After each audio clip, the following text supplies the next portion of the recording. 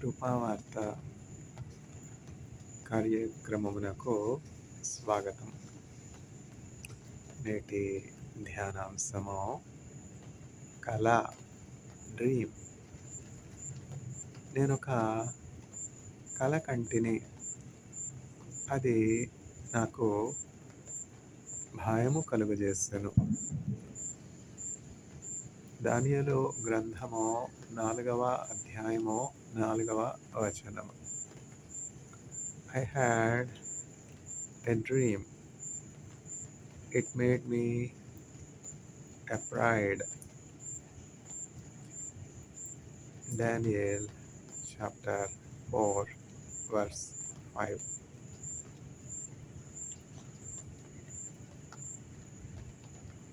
చెడ్డ కలల్ రాకుండా నడ్డగించు మీ ప్రభో. బిడ్డలమో రాత్రిలో భీతి బాపుము తండ్రి. దుష్టుండో శోధకుని త్రొక్కుటకు బలమిమ్మో. భ్రష్టత్వమున మేము పడకుండా కాపాడు. నీయే పుత్రుండో క్రీస్తేసు నామమున సాయం ప్రార్థనలెల్లా సరిగా నాలించుమి. జనకసుతా శుద్ధాత్మ ఘనదేవానుతింతున్ అనిసము జీవించేరా జంబుజేయోమామెన్.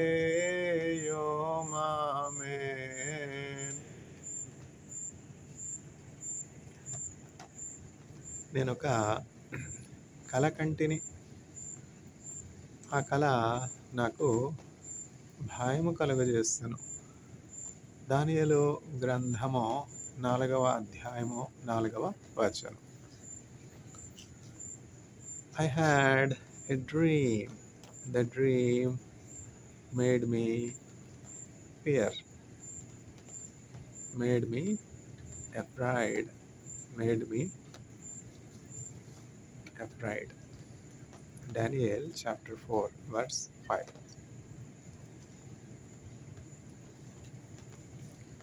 భయపడదే నీ మనమే, నానున్నెడమిరక భయమే. భయపడదే నీ మనమే, நானுன்னிடமிருக்க பயமே.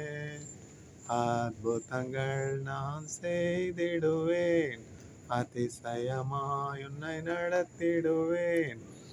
அற்புதங்கள் நான் செய்திடுவேன், அதிசயமாய் உன்னை நடத்திடுவேன். நான் உன்னை விட்டு விலகுவதில்லை, நான் உன்னை என்றும் கைவிடுவதில்லை.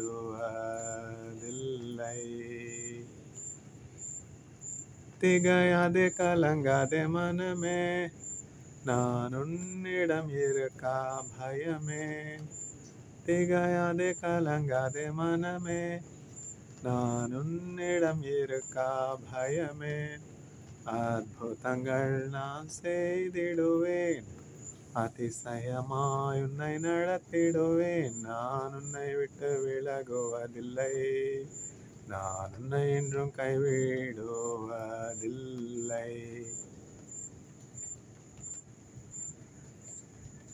నేనొక కళ కంటిని. ఆ కళ నాకు భయము కలుగజేసెను. దానియేలు గ్రంథము 4వ అధ్యాయము 4వ వచనము. I had a dream, and the dream made me afraid. Daniel chapter 4 verse 5.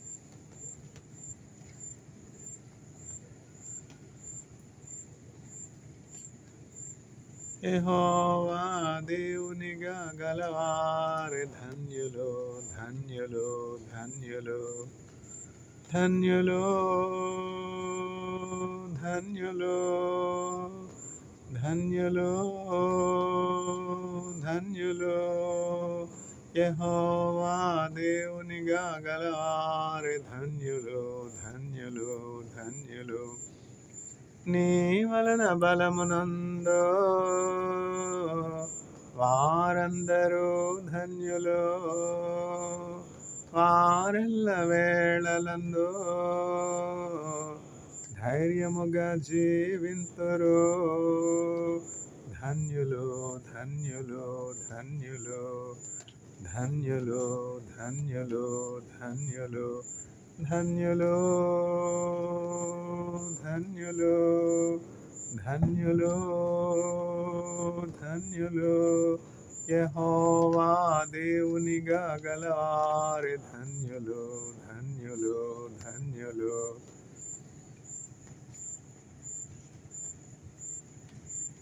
కళ, డ్రీమ్. నేనొక కళ కంటిని. ఆ కళ నాకు భయము కలుగజేశాను. దానియేలు గ్రంథము 4వ అధ్యాయము 4వ వచనం. I had a dream and the dream made me afraid. Daniel chapter 4 verse 5. కళలు అందరికీ వస్తాయా రావా? కళలు రానటువంటి వారు ఎవరైనా ఉన్నారా? అందరికీ వస్తాయి. కళలు కనినటువంటి అనుభవం ఎంతమందికి ఉంది? నేను స్కూల్లో ఉపాధ్యాయునిగా ఉన్నప్పుడు, అసిస్టెంట్ ప్రొఫెసర్గా పనిచేస్తున్నప్పుడు ప్రశ్న అడిగితే వెంటనే చాలా చక్కగా ఆ క్లాస్లో ఉన్నటువంటి 21 మందో 30 మందో చక్కగా రెస్పాన్స్ ఇస్తారు.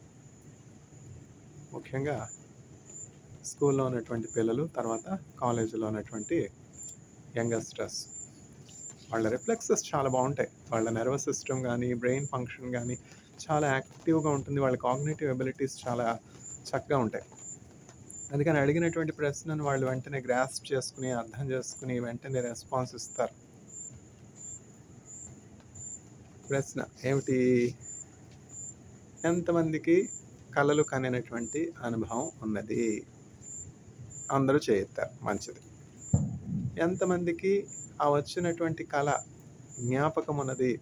అసలు కళలు వచ్చిందనే జ్ఞాపకం ఉండదు. నిద్రలో ఏం జరుగుతుందని అసలు తెలుసుకునే ప్రసక్తే లేదు. కొంతమంది ఎట్లా ఉంటుందంటే నిద్ర కుంభకర్ణ నిద్ర అంటారు కదా. రామాయణ మహాభారతాల్లో మనం చాలా విషయాలు నేర్చుకున్నాం కదా. రామాయణం, మహాభారత, తర్వాత భగవద్గీత, వీటన్నింటిలో చాలా మంచి విషయాలు భారతీయులమైనటువంటి మనం నేర్చుకున్నాం. కాబట్టి కళలు మనకు క్రొత్త కాదు కదా. తర్వాత బొబ్బిలి యుద్ధం చూసినట్లయితే బొబ్బిలి యుద్ధం జరుగుతున్నది. బొబ్బిలి యుద్ధం జరుగుతున్నటువంటి సమయంలో ఆ బొబ్బిలి యొక్క రాజు యుద్ధానికి బయలుదేరుతాడు. అయితే ఆయన యొక్క భార్య కలగంటిని, స్వామి కలగంటిని యుద్ధంకు వెళ్ళడం తప్ప వేరే గత్యంతరం ఏం లేదా? అవసరమైతే మీరు యుద్ధానికి వెళ్ళుట మానివేయండి అంటే ఆవిడ కలగంటదనమాట. బొబ్బిలి రాజు యుద్ధంలో మరణిస్తాడు, ఆ దీపం ఆరిపోతుంది అని బొబ్బిలి పై రాజుగా ఉన్నటువంటి ఆ రాజు యొక్క భార్య కలగంటుంది. అందుకని ఈ యుద్ధానికి మీరు వెళ్లకుండా వేరొకరిని పంపే అవకాశం ఏమైనా ఉందా, మార్గం ఏమైనా ఉందా అని ఆ కళను గురించి చెప్పకుండా, ఆ కళలో ఉన్నటువంటి ఆ భయం కలిగించే ఆ విషయాల గురించి చెప్పకుండా ఇంకొకలాగా అంటే ఏమి తెలియనట్టు, యుద్ధానికి మీరెందుకు వెళ్ళడం, మీరు మహారాజు కదా, మీరు క్షేమంగా ఉంటేనే ప్రజలందరూ క్షేమంగా ఉంటారు కదా, కాబట్టి సైన్యాధ్యక్షులు ఉన్నారు, సైన్యం ఉంది, వాళ్ళని పంపించండి, మీరెందుకు వెళ్ళడం యుద్ధానికి అని బొబ్బిలిపై రాజుగా ఉన్నటువంటి రాజుతో ఆయన యొక్క భార్య రాణిగారు చెప్తూ ఉన్నారు. ఎందుకని? ఆమె కల కనినది. అట్లా భారతీయులకు ఈ విషయాలన్నీ తెలుస్తున్నవే, వాళ్ళకి చెప్పేదేముంది.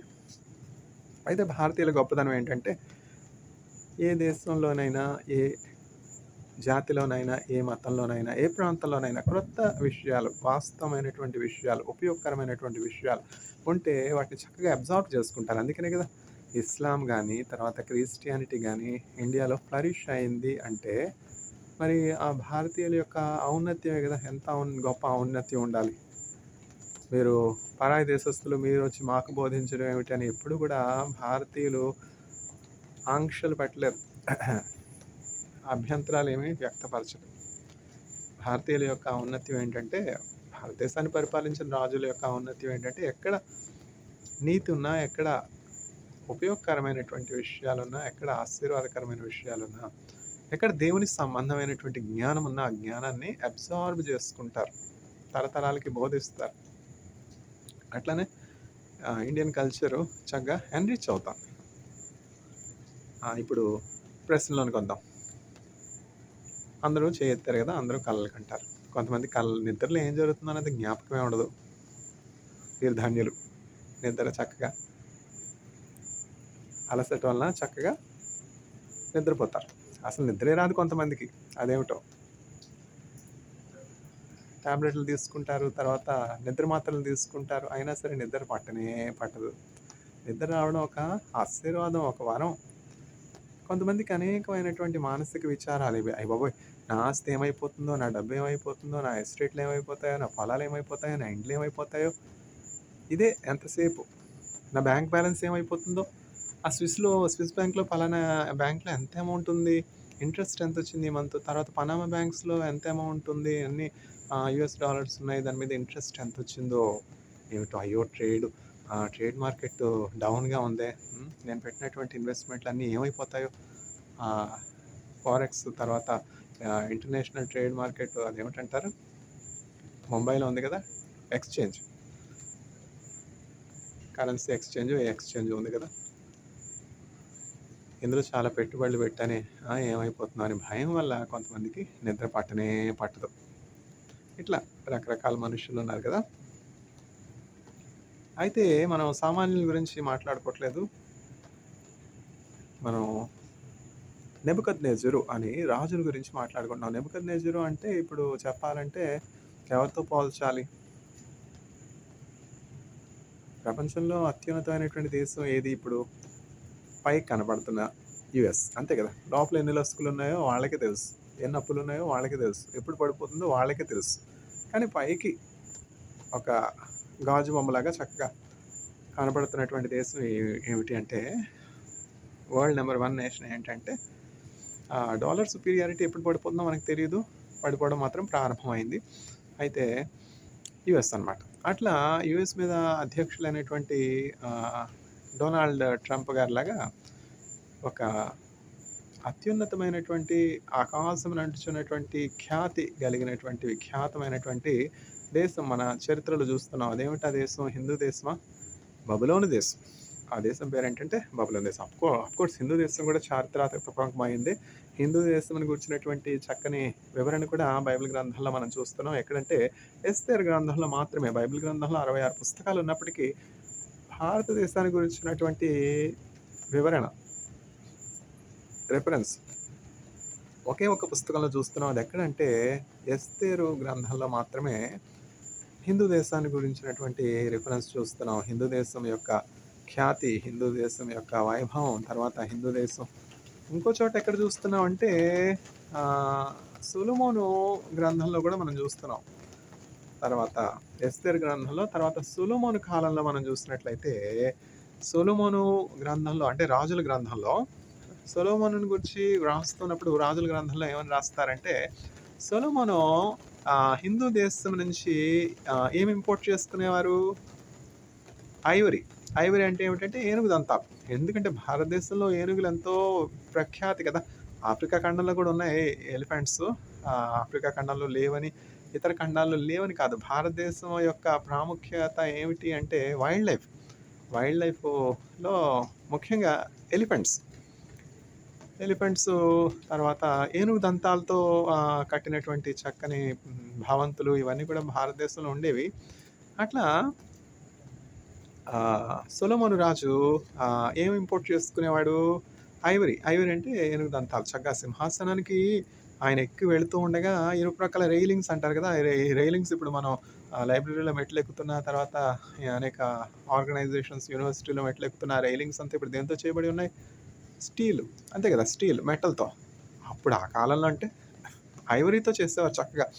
చక్కగా ఐవరీ అంటే ఏనుగు దంతంతో రైలింగ్స్ చేసేవారనమాట. రాజు యొక్క వైభవాన్ని, రాజు యొక్క బలాన్ని, రాజు యొక్క శక్తిని స్ఫురణకు జ్ఞప్తికి తెచ్చే రీతిగా ఈ రైలింగ్స్ అనమాట. సింహాసనం ఎన్ని మెట్లయితే ఉన్నాయో, వెళ్ళడానికి సింహాసనం ఎక్కడానికి కొన్ని మెట్లుంటాయి గదా! మెట్లు ఎక్కే సమయంలో ఇరుప్రక్కల రైలింగ్స్ ఉంటాయి గదా!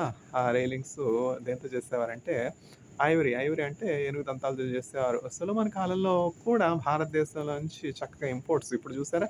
ట్రంప్ గారు, డొనాల్డ్ ట్రంప్ గారు మాకసలు ఇండియన్ ఇంపోర్ట్సే వద్దంటున్నారు. వద్దంటే ఇంపోర్ట్స్ చేస్తే ఇట్ ఇంక్లూడ్స్ ఆహ్, ఎక్స్‌పోర్ట్ చేస్తే భారతదేశం ఎక్స్‌పోర్ట్ చేస్తే 50% టారిఫ్ ఉంటుంది అంటారు. అంటే ఏంటి? ఇండియన్ మార్కెట్‌కి అక్కడ ఎక్కడ చోటు లేకుండా చేయడానికి. అయితే దేవుడు మన పక్షంగా ఉండగా మనకి విరోధి ఎవరు? If God is for us who can be against us. మనం చాలా విషయాల్లో చాలా మారులు భయపడతాం ఇక్కడ. సామాన్యుడు కాదు నెబుకద్నెజర్ భయపడుతున్నాడు. ఎందుకని? ఒక కల కన్నాడు. ఆ కల అతనికి ఆందోళన కలుగజేస్తుంది, భయం కలుగజేస్తుంది. కాబట్టి చూసారా సామాన్యులే కాదు సామంతులు కూడా, గొప్పవారు కూడా, అధికారం ఉన్నటువంటి వారు కూడా భయానికి అతీతులు కారు. కానీ ఎవరైతే ధైర్యంగా ఉంటారు? ఎవరు ధైర్యంగా ఉంటారు చెప్పండి? ఎవరు నెమ్మది కలిగి ఉంటారు? ఎవరు సమాధానం కలిగి ఉంటారు? ఎవరు సంతోషం కలిగి ఉంటారు? ఎవరైతే యేసుక్రీస్తు ప్రభుని కలిగి ఉంటారో వారు దివ్యమైనటువంటి శాంతిని కలిగి ఉంటారనమాట. ఎవరినైనా అడగండి. యేసుక్రీస్తు ప్రభు నామంలో రక్షింపబడి ఆయన నామందు విశ్వాసం నుంచి బాప్తిస్మం తీసుకొని ఆయన ధరించుకున్నటువంటి విశ్వాసుల్లో మీరు భయపడతారా అంటే భయపడం. మరణానికి మాత్రం భయపడతారా? మరణానికి కూడా మేము భయపడం అంటారు. ఎందుకని? మరణమును యేసుక్రీస్తు ప్రభువు జయించారు కదా! ఓ మరణమా! నీ ముల్లెక్కడ? ఓ సమాధి నీ జయమెక్కడ? అని అడిగినటువంటి యేసుక్రీస్తు ప్రభు మృతుల్లో నుంచి చక్కగా పునరుద్ధానుడై లేచినటువంటి యేసుక్రీస్తు ప్రభు మానవ శరీరం ఎవరిదైనా కానీ పాతిపెడితే ఏం జరుగుతుంది? అసలు పాతిపెట్టనవసరం అవసరం లేదులెండి. 2, 3 రోజులు లేవకుండా ఉండమనండి చూద్దాం బెడ్ మీద. ఇంక చూడాలి. ఇది కుళ్ళు శరీరము. ఇది మట్టి శరీరము. అంతే కదా! 2 రోజులు, 3 రోజులు లేవలేనటువంటి పరిస్థితిలో ఒక మనుష్యుడిని చూడండి. ఆ అనుభవం ఎవరికైనా ఉన్నదా? నేను చాలామంది హాస్పిటల్స్‌లో పేషెంట్స్‌ని చూసాను, చూస్తూ ఉన్నాను, వారిని పరామర్శిస్తున్నాను. ఎందుకని? యేసుక్రీస్తు ప్రభు చెప్పారు కదా! ఈ చిన్న వాళ్ళలో ఒక్కనికి నా నామమును బట్టి, నా పేరుని బట్టి గిన్నెడు చల్లనీళ్ళు త్రాగనిచ్చిన వాడు అది నాకిచ్చుచున్నాడు. అటువాడు ఆ ఫలమును పొందుకొనకపోడు అని చెప్పి యేసుక్రీస్తు ప్రభు చెప్తున్నారు కదా! నేను రోగినై ఉంటిని మీరు నన్ను చూడవచ్చితిరి. ఇప్పుడు హాస్పిటల్స్‌లో రోగులుగా ఉన్నటువంటి వారందరూ కూడా ఎవరు? They are Christ in disguise. చాలామంది రోగులు ఇట్లా అనొచ్చు. మాకెందుకొచ్చింది ఈ పాడు జబ్బు? మాకే రావాలా ఈ క్యాన్సరు? మాకే రావాలా ఈ జాండీసు? ఏ పాపం ఎరుగరు. వాళ్ళకి వాళ్ళు తప్పు చేసింది లేదు. అయినప్పటికీ జాండీస్‌తో బాధపడుతున్నారు. అయినప్పటికీ క్యాన్సర్‌తో బాధపడుతున్నారు. ఎంత కష్టం, ఎంత బాధ. అన్నీ సరిగ్గా ఉండి ఆరోగ్యంగా ఉన్న మనకే రెగ్యులర్‌గా మన పనులు చేసుకోవడం మనకు కష్టమైపోతున్నది. అట్లాంటిది క్యాన్సర్ వ్యాధితో బాధపడుతున్న పేషెంట్ అంటే ఎంత బాధ. మరణం తథ్యమని తెలుసు. మరణిస్తాడు అని తెలుసు. క్యాన్సర్ అంటే మరణం కదా! క్యాన్సర్ అంటే మృత్యువే. మృత్యువుకు మారు పేరే క్యాన్సరు. అది కూడా మామూలు మరణమా? అదేంటంటే ఎట్లా అంటే అన్‌కంట్రోల్డ్ మల్టిప్లికేషన్ ఆఫ్ సెల్స్ అనమాట. Extreme conditions. Proliferation of cancerous cells అనమాట. అప్పుడు ఏం జరుగుతుందంటే ఇమ్యూనిటీ తగ్గిపోతుంది. వ్యాధి నిరోధక శక్తి తగ్గిపోతుంది. ఎప్పుడు జ్వరం వస్తుందో తెలీదు. ఎప్పుడు వాంతులవుతాయో తెలీదు. ఎప్పుడు ఏ కాంప్లికేషన్స్ వస్తాయో తెలీదు. ఇవన్నీ కూడా క్యాన్సర్ అంటే it's cascade of multiple diseases అనమాట. చాలామంది ఏమనుకుంటారంటే మేము మరణిస్తే చాలు ఈ మరణకరమైనటువంటి వ్యాధి మాకెందుకు వచ్చిందని బాధపడుతుంటారు. ఆరోగ్యం మహాభాగ్యం అని అందుకే పెద్దలు అన్నారు. ఈ రోజుల్లో ఇప్పుడు ఎటువంటి అనారోగ్యాలు రావడం సర్వసాధారణం అయిపోయింది. జ్వరం అని వెళ్ళి డయాగ్నోస్ చేసుకుంటే బ్లడ్ టెస్ట్ చేయండి అంటున్నారు. బ్లడ్ టెస్ట్ అంటున్నారు. తర్వాత మీ బ్లడ్‌లో క్యాన్సర్ ఉందంటున్నారు. చూసారా ఎంత భయంకరమైనటువంటి పరిస్థితి. ఎంత భయంకరమైనటువంటి పరిస్థితి. చిన్న జ్వరం రెగ్యులర్‌గా వస్తుందని చిన్న బిడ్డకి తీసుకొని వెళ్లి హాస్పిటల్‌కెళ్తే అయితే మీ బ్లడ్ టెస్ట్ చేయించాలని చెప్పి డాక్టర్‌కి డౌటొచ్చి ఎందుకన్నా మంచిది మీరు అడియార్ క్యాన్సర్ హాస్పిటల్‌కి వెళ్ళండి. ఆంధ్ర నుంచి ఏ అడియార్ క్యాన్సర్ హాస్పిటల్‌కి పంపించేది. ఎందుకంటే ఇక్కడే స్పెషలిస్టులు ఉన్నారు కదా! స్పెషలిస్టులు నిర్ధారణ బ్లడ్‌లో క్యాన్సర్ ఉందా లేదా అని నిర్ధారణ చేయవలసింది ఎవరు? అందులో ఉన్నటువంటి ఎక్స్‌పర్ట్సే. సామాన్యులైనటువంటి రెగ్యులర్ క్లినీషియన్ రెగ్యులర్ ఫిజిషియన్ అంటే జలుబు, జ్వరం వీటిని పరీక్షించే డాక్టరు అది క్యాన్సరో కాదని ఎట్లా చెప్పగలడు? కాకపోతే సందేహం రావచ్చు. అట్లా అనమాట. ఆరోగ్యమే మహాభాగ్యం అని అందుకే అన్నారు. మనం ఎట్లా ఇమ్యూనిటీ కలిగుండాలి? ఎట్లా కాపుదల కలిగుండాలి? అంటే యేసుక్రీస్తు ప్రభువుని కలిగున్నటువంటి వారు ఒక రకమైనటువంటి ఇమ్యూనిటీ కలిగుంటారు. అయితే క్రైస్తవులకి యేసుక్రీస్తు ప్రభు నమ్ముకున్నటువంటి వాళ్ళకి ఏ అనారోగ్యం కలగట్లేదా? ప్రశ్న వాస్తవమే గదా! నా మట్టుకైతే యేసుక్రీస్తు ప్రభు ఇమ్యూనిటీని నేను ఎప్పుడైతే బాప్తిజం తీసుకున్నానో అప్పటి నుంచి ఇప్పటి వరకు అనుభవిస్తూ ఉన్నాను. అంతకుముందు మునుపు టైఫాయిడు, ఫీవరు రెగ్యులర్‌గా వచ్చే నా స్ట్రెస్ వల్ల, హార్డ్ వర్క్ వల్ల, తర్వాత ఇంకా అనేక కారణాల వల్ల, ఓవర్ స్ట్రెస్ వల్ల, కాక వల్ల ఫీవరు 105 ఫీవర్, 104 ఫీవర్ అట్లా వస్తూ ఉన్న సమయంలో ఎప్పుడైతే నేను యేసుక్రీస్తు ప్రభువుని నా సొంత రక్షకునిగా అంగీకరించి కాలేజ్ దినాల్లో 1997లో బాప్తిజం తీసుకున్నాను. ఏం చేసేవాడినంటే ప్రార్థనలో నా భారమంతా, నా కష్టమంతా, నా ఇబ్బందులని, నా భారాలని, నా ప్రయాసంతా, నా అవసరతలని యేసుక్రీస్తు ప్రభువు మీద విశ్వాసం ఉంచి ఆయన మీదకి భారం ట్రాన్స్‌ఫర్ చేసేసినప్పుడు కాకెక్కడుంటుందింకా? అంతా ఫ్రిడ్జ్‌లో పెట్టిన మామిడి పండు, ఫ్రిడ్జ్‌లో ఉన్నటువంటి యాపిల్ పండు కుళ్ళిపోతుందా? కుళ్ళిపోదు గదా! అట్లా ఎప్పుడైతే యేసుక్రీస్తు ప్రభువుని మనం దేవునిగా కలిగి ఉంటామో, విశ్వాసం కలిగి ఉంటామో, మనం ఏం చేస్తామంటే మన యొక్క అవసరతలు, మన యొక్క భారాలు, మన యొక్క కష్టాలు, మన యొక్క ఇబ్బందులు, మన యొక్క భయాలు అన్నీ కూడా యేసుక్రీస్తు ప్రభు మీదకి వేస్తున్నప్పుడు మనకి తేలికైపోతుందనమాట. ఇప్పుడు చూడండి కార్బన్ ఫైబర్ రెయిన్ఫోర్స్డ్ కాంపోజిట్స్. ఇప్పుడు ఈ వీడియోస్ ఎందుకు చేస్తా ఉన్నాను నేను? ఖాళీగా ఉండి చేస్తా ఉన్నానా? పనేమి లేకుండా ఉండి చేస్తున్నానా? ఎందుకు చేస్తా ఉన్నాను? ఎందుకు సిద్ధపరుస్తున్నాను అంటే చిన్న పిల్లల కోసం, కాలేజ్ స్టూడెంట్స్ కోసం.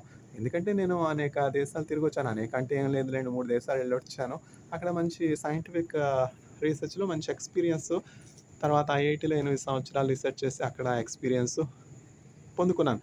ఇప్పుడు పెద్దవాళ్ళు అనుభవజ్ఞులతో కొంత మాట్లాడితే, సంభాషణ చేస్తే వాళ్ళ నుండి వచ్చే జ్ఞానం ఒక పుస్తకం చదివినంత జ్ఞానం అనమాట. ఇప్పుడు పెద్దవాళ్ళు ఏం చెప్తారంటే ఎక్స్‌పీరియన్స్‌డ్ ఆహ్, నాలెడ్జబుల్ పీపుల్ తర్వాత సైకియాట్రిస్ట్స్ ఏం చెప్తారంటే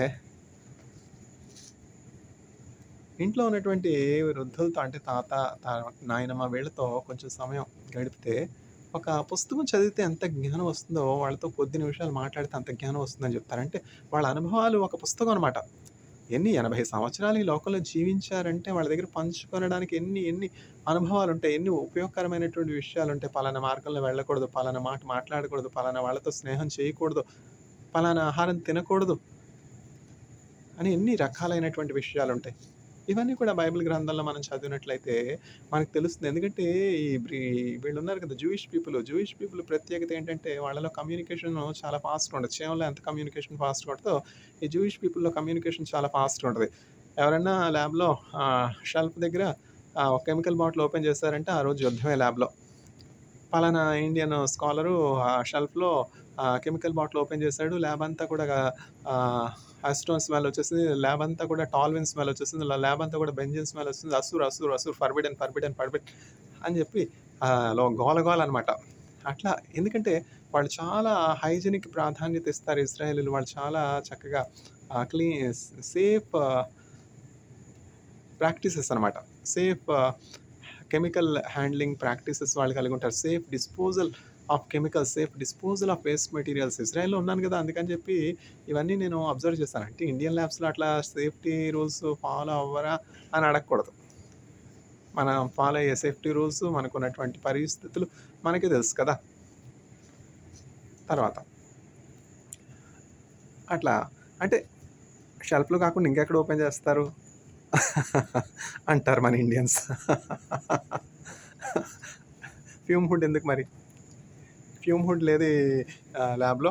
ఈ ల్యాబ్‌లో వెంటిలేషన్ లేదు అంటే టెర్మినేషన్ లెటర్ వచ్చాయి. ఎవరికి? కెమిస్ట్రీ ఫ్యాకల్టీకి. 9 సంవత్సరాలు అబ్రాడ్‌లో ఉన్నాను.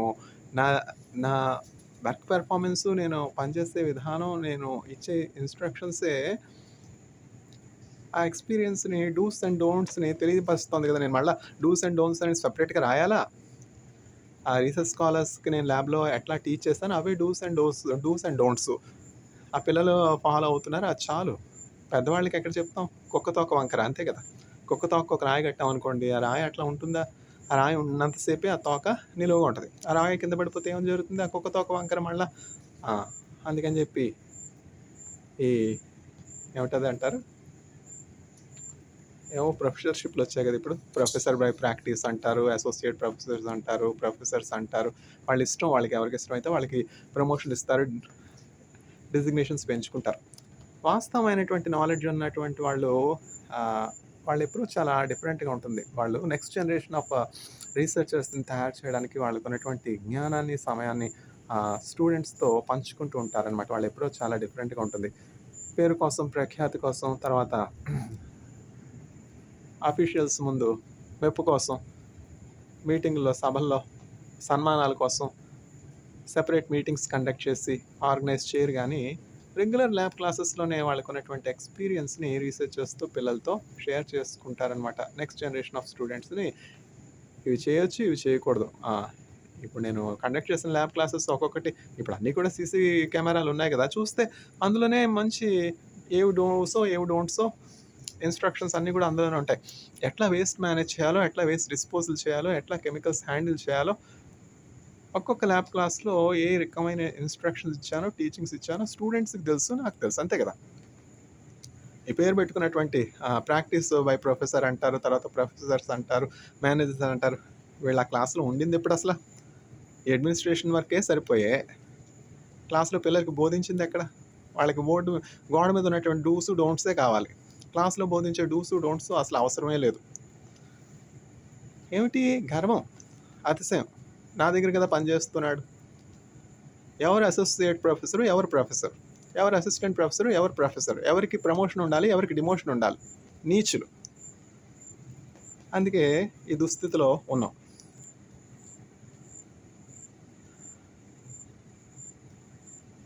A tree is known by its fruit. ఒక చెట్టు దాని యొక్క ఫలమును బట్టి ఎరుగుబడును. అంతే కదా! ప్రొఫెసర్ అని పేరు పెట్టుకున్నటువంటి వాళ్ళందరూ ప్రొఫెసర్స్ అయిపోరు. లెక్చరర్ అన్నటువంటి వారి ఎక్స్‌పీరియన్స్ లేకుండా కూడా ఉండరు. అంతే కదా! Exaltation comes from God. ఇక్కడేం మనం చూస్తున్నామంటే సామాన్యుడు కాదు. సార్వభౌముడు, రాజు. ఒక విశాలమైనటువంటి దేశం మీద అధికారి. ప్రస్తుతం ఇప్పుడు డొనాల్డ్ ట్రంప్ గారిలాగా ఉన్నాడు. ఎవరు? నెబుకద్నెజర్. నెబుకద్నెజరు ఒకానొక సందర్భంలో ఒక కల కన్నాడు. మంచి విషయం ఏంటంటే, ఆ కల జ్ఞాపకం ఉన్నది. ఏం కల కన్నాడో జ్ఞాపకం పెట్టుకున్నాడు. అయితే ఆ కల వలన మనస్సులో ఎంతగానో భయపడ్డాడు. ఏమిటిది ఇంత సడన్ చేంజ్ చూసారా? ఒక sudden change, drastic change, extreme change.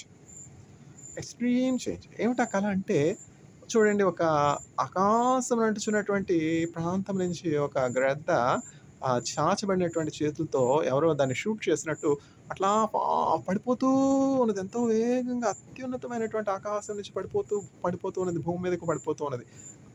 చాలా ఫాస్ట్ అనమాట స్పీడ్. ఎవరో షూట్ చేసినట్టు దాన్ని. అట్లాంటి పరిస్థితి ఇక్కడ మనం చూస్తున్నాం. ఏంటంటే నెబుకద్నెజర్ కల ఏమిటి అంటే, ఒక విశాలమైనటువంటి, ఒక దృఢమైనటువంటి, పటిష్టమైనటువంటి, అనేకమైనటువంటి శాఖోపశాఖలు కలిగినటువంటి, తర్వాత చక్కని ఫలాలు కలిగినటువంటి, చక్కని ఆకులు కలిగినటువంటి ఒక విశాలమైనటువంటి వృక్షాన్ని చూస్తూ ఉన్నాడు కలలో. ఆ వృక్షం ఎంతో చక్కగా కంటికి ఎంతో ఇంపుగా ఉన్నది. ఆ వృక్షం ఎంతో పెద్దదిగా ఉన్నది. విశాలముగా ఉన్నది. దానికి శాఖలు, ఉపశాఖలున్నాయి. తర్వాత కొమ్మలున్నాయి. తర్వాత ఆకులున్నాయి, ఫలాలున్నాయి. ఆ కొమ్మల్లో చక్కగా అనేకమైనటువంటి ఆకాశ పక్షులున్నాయి. ఆ చెట్టు నీడ ఎంతో దూరం వ్యాపించి ఉన్నది. అనేకమైనటువంటి అడవి మృగములు ఆ చెట్టు కింద నివసిస్తూ ఉన్నాయి. అనేకులకి నివాసం ఇచ్చేదిగా చెట్టు ఉన్నది. ఆహారమును కొదవలేనట్టు అనేకమైనటువంటి జనాంగములకు ఆహారం ఇచ్చే చెట్టుగా ఉన్నది. అయితే సడెన్‌గా ఏం జరిగిందంటే, ఒకానొక అదే సందర్భంలో ఒక స్వరం వింటూ ఉన్నాడు. పరలోకం నుంచి ఒక ఏంజెల్, ఒక దూత యొక్క స్వరము నెబుకద్నెజర్ వింటున్నాడు. ఈ చెట్టును నరికివేయండి. ఈ చెట్టుపై ఉన్నటువంటి ఆకాశ పక్షులన్నింటినీ చెదరగొట్టండి. ఆ చెట్టు క్రిందన ఉన్నటువంటి జంతువులన్నింటినీ చెల్లాచెదురు చేయండి. ఆ ఫలములన్నీ రాలిపోయినట్లు చేయండి. ఆకులన్నీ పడిపోయినట్లు చేయండి. అయితే ఆ చెట్టు యొక్క మొద్దును మాత్రము ఉండనివ్వండి. ఆ చెట్టు యొక్క మొద్దును మాత్రం ఉండనివ్వండి. తర్వాత ఆ చెట్టు యొక్క వేళ్ళను భూమిలో అట్లాగనే ఉండనివ్వండి. ఆ చెట్టు యొక్క మొదలు సమూలంగా ధ్వంసం చేయవద్దు, పెకలించి వేయవద్దు. చూసారా, ఇన్‌స్ట్రక్షన్స్ చాలా క్లియర్‌గా ఉన్నాయి. ఇన్‌స్ట్రక్షన్స్ అయితే చాలా క్లియర్‌గా ఉన్నది. ఆ చెట్టును పూర్తిగా సమూల ధ్వంసం చేయండి, నరికివేయండి. ఆకులేమి లేకుండా, తర్వాత కొమ్మలేమి లేకుండా ఆ చెట్టు పూర్తిగా నరికివేయబడాలి. ఆ చెట్టు యొక్క మొదలను మాత్రం అట్లనే ఉంచండి. ఆ వేళ్ళు అట్లనే ఉంచండి. ఆ చెట్టును ఇనుముతోనూ, ఇత్తడితోనూ కూడినటువంటి సంకెళ్ళ చేత ఆ మొదలను కట్టండి. ఆ సంకెళ్ళు వేయండి ఆ మొదలుకు అని చెప్పి ఇన్‌స్ట్రక్షన్స్ దేవుడిస్తూ ఉన్నాడు. అదేమిటో అర్థం కాలేదు. భయమవుతుంది. ఏమిటి కల? దానియేలు గ్రంథం 4వ అధ్యాయం. ఏమిటి కల?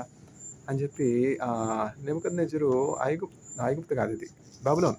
బబులోను దేశంలో ఉన్నటువంటి సకలమైనటువంటి పండితులను, తర్వాత జ్ఞానులను, తర్వాత మాంత్రికులను, తాంత్రికులను, తర్వాత గారడీ వాళ్ళను, మ్యూజిషియన్స్‌ను వీళ్ళందరినీ కూడా బబులోనులో ఉన్నటువంటి జ్ఞానులందరినీ కూడా సమకూర్చాల్సిందిగా ఆదేశించాడు.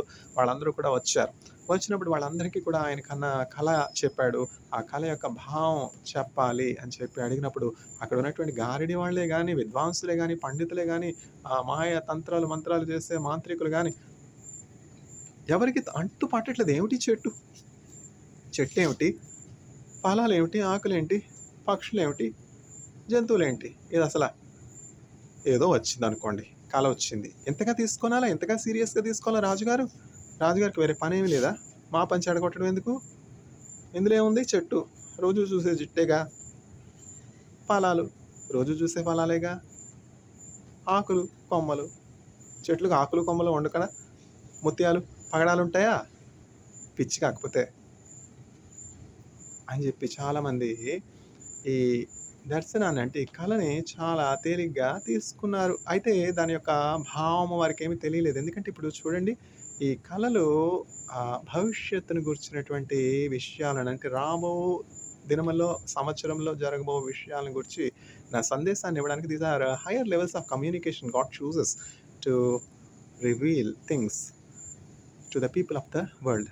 అంటే ఏంటంటే ఏలియన్ కమ్యూనికేషన్స్ అంటాం కదా! ఏలియన్స్ అంటాం, ఏలియన్ కమ్యూనికేషన్స్ అంటాం. నాస్తికులు ఏలియన్స్ అంటారు. విశ్వాసులు దేవుని నుండి వచ్చినటువంటి వర్తమానం అంటారు, దైవ దర్శనం అంటారు, దేవుని వాక్ అంటారు, దేవుని స్వరం అంటారు. ఇట్లా కళలు అంటే చాలా మటుకు భవిష్యత్తులో జరగనైనటువంటి విషయాలను గురించి దేవుడు ఒకరికి తెలియపరచాలి అనుకున్నప్పుడు కళ అనే హైయర్ కమ్యూనికేషన్స్ ఒక మాధ్యమంగా దేవుడు చరిత్రలో వాడుకున్నట్టు చూస్తున్నాం. అది ఇప్పటికీ కూడా జరుగుతున్నది. ఇప్పుడు బ్రెయిన్ రీసెర్చ్ సెంటర్ ఉంది ఐఐటీలో. బ్రెయిన్ రీసెర్చ్ సెంటర్లో వాళ్ళు చేసే పని ఏంటి? బ్రెయిన్లో ఉన్నటువంటి సిగ్నల్స్ అన్నింటినీ చక్కగా మ్యాప్ చేస్తారు. Even at what stage we have reached అంటే ఏంటంటే ఆ బైబిల్ బ్రెయిన్లో వచ్చే కళలు కూడా చక్కగా మ్యాప్ చేస్తున్నారు. పండుకున్నటువంటి వ్యక్తి, గాఢ నిద్రలో ఉన్నటువంటి వ్యక్తి ఏ కళ అయితే కన్నాడో ఆ వీడియోని చక్కగా మర్చిపోయినా కూడా వాళ్ళు ఆ వీడియో ద్వారా ఈ డాక్టర్స్ చక్కగా ఇంటర్ప్రిట్ చేసేసే స్టేజ్కి ఇప్పుడు బ్రెయిన్ రీసెర్చ్ అడ్వాన్స్ అయిందనమాట. బ్రెయిన్ సెంటర్ బారెలాన్ యూనివర్సిటీలో ఉంది ఇజ్రాయెల్‌లో. అట్లనే బ్రెయిన్ రీసెర్చ్ సెంటర్ ఐఐటీ మద్రాస్‌లో కూడా ఉన్నది. ఈ హార్వర్డ్ ఇన్స్టిట్యూట్‌లో కూడా Harvard institute of brain research అని ఉన్నది. ఇప్పుడు to what state we have reached is carbon fibres అంటాం కదా! ఈ కార్బన్ ఫైబర్ ఎలక్ట్రోడ్స్ పెట్టి సిగ్నల్స్ అన్నిటిని కూడా చక్కగా చూస్తూ ఉన్నారు. ఎక్కడైనా ఎప్పుడైనా unexpected amplification of electric signal వచ్చింది అంటే ఏదో కల వచ్చిందని అర్థం. ఏదో బ్రెయిన్‌లో చేంజ్ జరుగుతుంది, ఏదో బ్రెయిన్‌లో మానిటర్ జరుగుతుంది, ఏదో బ్రెయిన్‌లో ఎక్సెప్షనల్ యాక్టివిటీ ఉందని చెప్పి అలర్ట్ అయిపోతారు డాక్టర్స్. అలర్ట్ అయిపోయి ఆ ఎలక్ట్రోడ్స్‌ని పెట్టి ఇమేజ్ స్కాన్ చేస్తారు. ఆ ఇమేజ్ ద్వారా వాళ్ళు నిద్రలో ఉన్నటువంటి వారు గానీ, స్పృహలో లేనటువంటి వారు గానీ ఏ కల కంటూ ఉన్నారు, బ్రెయిన్ యాక్టివిటీ ఏ రీజియన్‌లో ఎక్కువగా ఉంది, డ్రీమ్ కల అనే రీజియన్‌లో యాక్టివ్‌గా ఉందా, అయితే ఇది కళకి సంబంధించింది అని చెప్పి ఆ డ్రీమ్స్‌ని కూడా చక్కగా మానిటర్ చేసి, స్కాన్ చేసి, డెవలప్ చేసే స్టేజ్‌కి బ్రెయిన్ రీసెర్చ్ అడ్వాన్స్ అయిపోయింది సైన్స్. ఎందుకంటే నానో టెక్నాలజీ కదా! నానో టెక్నాలజీ వల్ల నానో ఇంప్లాంట్స్ పెట్టేసి బ్రెయిన్‌లో మైక్రో ఎలక్ట్రోడ్స్ పెట్టేసి ఆ బ్రెయిన్‌లో ఉన్నటువంటి ఎలక్ట్రిక్ సిగ్నల్స్ అన్నీ కూడా చక్కగా మానిటర్ చేస్తున్నారు డాక్టర్స్. అట్లా ఉంచుతాం. ఇప్పుడంటే బ్రెయిన్ రీసెర్చ్ ఎంత అడ్వాన్స్ అయింది. అప్పుడెక్కడుంది? కళ కంటే కనుక్కోవడం అంటే సామాన్యమైన విషయమా? ఎవరు చెప్పలేకపోయినారు. అప్పుడు రాజు అయ్యో! ఎవరు చెప్పలేకపోతూ ఉన్నారే అని చెప్పి కలత చెందాడు. అయితే చివరకు దానియేలు వచ్చాడు. దానియేలు గురించి నెబుకద్నెజరు రాజుకు బాగా తెలుసు. రాజు ఎట్లా చెప్తున్నాడు, బెల్తెషాజరు అంటే ఆ దేశంలో ఉన్నటువంటి దేవత పేరనమాట బెల్తెషాజరు. ఇప్పుడు మనం అంటాం కదా కృష్ణుడు, రాముడు అని మన దేశంలో ఉన్నటువంటి దేవుళ్ళ పేర్లు మనం పెట్టుకుంటాం పిల్లలకి. అట్లనే నెబుకద్నెజరు ఇజ్రాయేల్ దేశం నుంచి కొనుపోబడినటువంటి దాసునిగా, బానిసగా పట్టుకుని కొనుక్కోబడినటువంటి డానియేలుకు ఏమని పేరు పెట్టాడంటే వాళ్ళ దేశంలో దేవత పేరు బెల్తెషాజరు అని పేరు పెట్టాడు. దానియేలు అని పిలవడానికి వాళ్ళకి ప్రొనౌన్సియేషన్ సరిగ్గా రాకపోవటం వలనో, లేకపోతే ఆ పేరు పెట్టి పిలవకపోవడం ఇష్టం లేకపోవటం వలననో అందుకని చెప్పి పేరు మార్చేశారనమాట. పేరు మారిస్తే పుట్టుపూర్వోత్తరాలు మారిపోతాయా? పేరు మారిస్తే గుణగణాలు మారిపోతాయా? పేరు మార్చారు. పేరే కదా మార్చింది. దానియేలులో ఉన్నటువంటి ఆ పరిశుద్ధాత్మను వారు తీయలేరు గదా! దానియేలు నీలో దేవుని యొక్క ఆత్మ నివసించుచున్నదని నేను బాగా ఎరుగుదును. నేను ఒక కల కన్నాను. ఆ కల వలన నేను ఎంతగానో బాధపడుతున్నాను. ఆ కల యొక్క భావాన్ని నా దేశంలో ఉన్నటువంటి పండితులకు, తర్వాత గారడీ వాళ్ళకు, తర్వాత మాంత్రికులకు, తాంత్రికులకు అందరికీ చెప్పాను. కానీ ఎవరు కూడా దాని యొక్క భావాన్ని నాకు చెప్పలేకపోయారు. కానీ దేవుని యొక్క ఆత్మ నీలో నివసించుటను బట్టి సర్వోన్నతుడైనటువంటి దేవుని యొక్క ఆత్మ నీలో ఉన్నదని నేను ఎరుగుదును కనుక ఈ కళ యొక్క భావాన్ని నీవు మాత్రమే చెప్పగలవు. నేను కనినటువంటి కళ ఇది. ఈ చెట్టు ఏమిటి? ఈ ఫలాలేంటి? ఈ ఆకులేంటి? మొద్దేంటి? ఈ తర్వాత ఇనుము, తర్వాత ఇత్తడికి సంబంధించినటువంటి చైన్స్ ఏమిటి? ఇవేమిటో నాకేం అర్థం కావట్లేదు. నాకంత భయంగా ఉందంటే, రాజా దానియేలు ఎంతో కలవరపడతాడు. అయ్యో! ఇంత చెడ్డ కల ఎందుకొచ్చింది? ఈయనకెందుకొచ్చింది? ఈయనకే రావాలా? రాజుకి చెడ్డ సమాచారం నేనే చెప్పాలా? ఏదన్నా మంచి వార్త అయితే సంతోషంగా చెప్పడానికి ఇష్టపడతాం. ఈ దుర్వార్త ఏం చెప్తాం? ఈ దుర్వార్తకు రాజుకి నేనే చెప్పాలా? అని చెప్పి బాధపడుతూ దానియేలు ఇట్లా చెప్తాడు. అయ్యా మహారాజా, ఈ కల గాని, ఈ కలలో ఉన్నటువంటి భావం గాని మీ శత్రువులకు చెందునుగాక. మీకు ఎంత మాత్రం సంభవింపకూడునుగాక. సంభవింపకూడదంటే సంభవింపకుండా ఆగిపోతుందా? దేవుడి తీర్మానం గదా! దేవుడి నిర్ణయం గదా! దేవుడి డెసిషన్ గదా! ఇది మీకు జరగకుండునుగాక. ఇది మంచిదే కాదు. ఏమిటంటే ఇంకా కొద్ది దినములకు మీ రాజ్యం మీ యొద్ద నుండి తీసివేయబడుతుంది. ఈ చెట్టు ఉంది గదా! ఈ చెట్టు మీ వైభవోపేతమైనటువంటి రాజ్యము శాఖోపశాఖలుగా విస్తరించినటువంటి మీ రాజ్యమునకు గుర్తుగా ఉన్నది. ఈ చెట్టులో ఉన్నటువంటి కొమ్మల మధ్య ఉన్నటువంటి పక్షులు, చెట్టు క్రింద ఉన్నటువంటి జంతువులు, సమస్తమైనటువంటి ఫలాలు ఇవన్నీ కూడా మీ దేశ వైభవాన్ని తెలియపరుస్తూ ఉన్నవి. మీ దేశంలో ఉన్నటువంటి ప్రజలను సూచిస్తూ ఉన్నవి. మీ దేశము మీ అధికారం క్రింద ఉన్నటువంటి సమస్తాన్ని గురించి తెలియజేస్తా ఉన్నది. మీ దేశంలో ప్రజలే గాని సమస్తమైనటువంటి జీవరాశులు సౌఖ్యంగా ఉన్నారు, సుభిక్షంగా ఉన్నారు, ఏమీ కొరత లేనటువంటి వారిగా ఉన్నారు. అయితే మీకొక కీడు సంభవింపనై ఉన్నది. ఈ రాజ్యం మీ యొద్ద నుండి తీసివేయబడుతూ ఉన్నది. తదుపరి అయితే మరలా ఆ మొద్దు వేళ్ళు ఉంచబడ్డాయి. అంటే అర్థం ఏంటంటే, మీరు మీ యొక్క గర్వాన్ని విడిచిపెట్టి, తర్వాత మీ యొక్క చెడుతనమును విడిచిపెట్టి, తర్వాత మీరు దీనుల్ని బాధించుట, అప్రెస్ చేయటం విడిచిపెట్టి, విక్కిడ్‌నెస్ విడిచిపెట్టి, ప్రైడ్‌ని విడిచిపెట్టిన తర్వాత దేవుడి దగ్గర పశ్చాత్తాప పడిన తరువాత 7 సంవత్సరాల తర్వాత మరలా మీకు మీ రాజ్యం అప్పగించబడుతుంది. అప్పటి వరకు ఇంకోటి విషయం ఏం జరుగుతుందంటే, మీరు మనుష్య స్వభావాన్ని కోల్పోయి జంతు స్వభావాన్ని, పశువు స్వభావాన్ని కలిగి ఎద్దు గడ్డి తిన్నట్లు మీరు గడ్డి తింటారు. తర్వాత ఆకాశ మంచు మీ మీద పడుతుంది. మీ ప్రజలు మిమ్మల్ని తోలివేస్తారు రాజ్యంలో నుండి. చూసారా? ఈ కీడంతా మీకు జరగనే ఉన్నదండి. మహారాజా, ఇది మీకు జరగకుండునుగాక. మీకు చెప్పాల్సినటువంటి అగత్యం నాకు ఏర్పడింది. అందువల్ల నేను బాధపడతా ఉన్నాను. నేను చింతపడుతూ ఉన్నాను. ఎంతో దుఃఖంతో మీకు ఈ కల యొక్క భావాన్ని చెప్తూ ఉన్నాను. ఇంకా కొద్ది దినములకు ఈ రాజ్యం మీ యొద్ద నుండి తీసివేయబడి, ఈ రాజ్యంలో ఉన్నటువంటి ప్రజలందరూ మిమ్మల్ని తోలివేస్తారు. అరణ్యంలో మీరు గడ్డి మేస్తారు. ఎద్దు రూపంలో ఉంటారు. ఆకాశం నుంచి వచ్చి మంచు మీ మీద పడుతుంది. అయితే 7 సంవత్సరాల తర్వాత మరల మీ రాజ్యం మీకు ఇవ్వబడుతుంది. ఎప్పుడైతే మీరు పశ్చాత్తాపడతారో, ఈ సర్వ సృష్టికి అధిపతి అయినటువంటి దేవుడు ఒకడున్నాడు. ఆయన ఇష్టమైనటువంటి వారికి రాజ్యాన్ని ఇస్తాడు. మీరు రాజ్యం పొందింది, అధికారం పొందింది ఆ దేవుని వల్లే పొందుకున్నానని మీరు గ్రహించినప్పుడు, ఇది మీ శక్తి వలన, మీ ఘనత వలన, మీ స్కిల్ వలన, మీ టాలెంట్ వలన, మీ బలం వలన, మీ శౌర్యం వలన ఈ రాజ్యం మీకు అప్పగించబడలేదు. కానీ దేవుని కృప వలన, దేవుని చేతుల నుండి అధికారం మీకు ఇవ్వబడిందని ఎప్పుడైతే మీరు గ్రహించి సర్వోన్నతుడైనటువంటి దేవునికి చెందవలసినటువంటి మహిమను, ఘనతను, ప్రభావాన్ని ఆయనకు ఆరోపించి ఆయనకు విధేయులై దేవుని దృష్టికి మిమ్మల్ని మీరు తగ్గించుకుంటారో, అప్పుడు మరలా ఈ రాజ్యం మీకు ఇవ్వబడుతుందని చెప్తాడు దానియేలు చెప్పినట్లే జరుగుతుంది. తరువాత అంతా కూడా చరిత్ర అనమాట. దీని సారం ఏంటి? మనం ఎలోహెమ్ ఎల్ ఇజ్రాయెల్ అని చెప్పి యేసుక్రీస్తు ప్రభువుని రక్షకునిగా అంగీకరించినప్పుడు మనం క్షేమం కలిగి ఉంటాం. భయాలన్నిటి నుంచి మనం తప్పించబడతాం. ఈ లోకంలో మన యాత్ర ముగిసిన తర్వాత పరలోకంలో నిత్యజీవంలో యుగయుగాలు ఉంటాం. మన ఆత్మ పాతాళాలను విడిచిపెట్టదు. యేసుక్రీస్తు ప్రేమ ఎట్లా శరీరంతో కూడా పునరుద్ధానుడే లేచారో, మన శరీరము, మన ఆత్మ చక్కగా పరలోకానికి చేరుకుంటాయి.